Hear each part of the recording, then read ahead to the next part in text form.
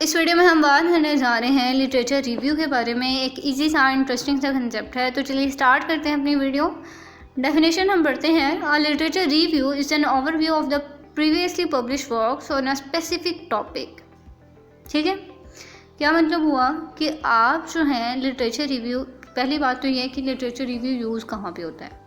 कोई भी आर्टिकल हो, आप बेशुमार आर्टिकल पढ़ते होंगे अपनी डेली लाइफ में, आप अपनी स्टडी से रिलेटेड या आपने कोई भी टॉपिक लिया हुआ है या आप किसी चीज़ पर रिसर्च करना चाह रहे हैं, तो ऑब्वियसली आप उससे रिगार्डिंग जो है आर्टिकल पढ़ते हैं।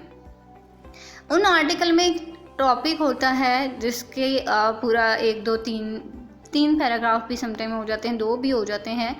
उसका नाम होता है लिटरेचर रिव्यू।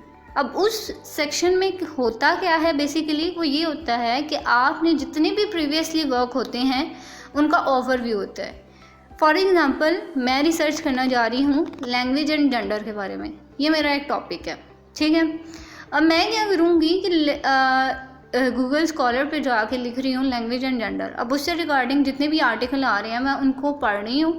ठीक है, मैं देख रही हूँ कि इस पर्सन ने क्या कहा हुआ है, इस पर्सन ने अपने आर्टिकल में इससे रिगार्डिंग क्या कहा है, इसने किस तरह के क्वेश्चन रेज किए थे, इसका क्या पॉइंट ऑफ व्यू था। उन सारे जितने भी ऑथर्स थे मैंने उन सब के आर्टिकल पढ़ लिए हैं अपने टॉपिक से रिलेटेड जिस पर मैं रिसर्च करना चाह रही थी।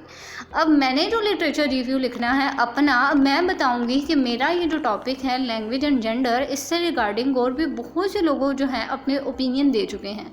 अब मैं उनका बताऊंगी कि इस पर्सन जो था उसने ये ओवरव्यू दिया, उसका इस टॉपिक से रिलेटेड ये कंसेप्ट था।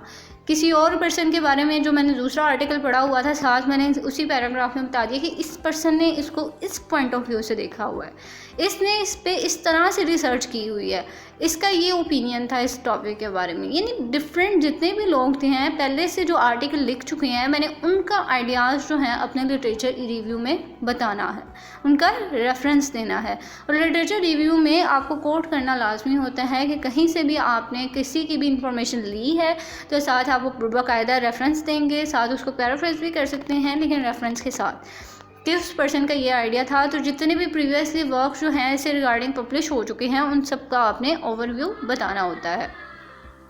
ये बेसिकली लिटरेचर रिव्यू होता है।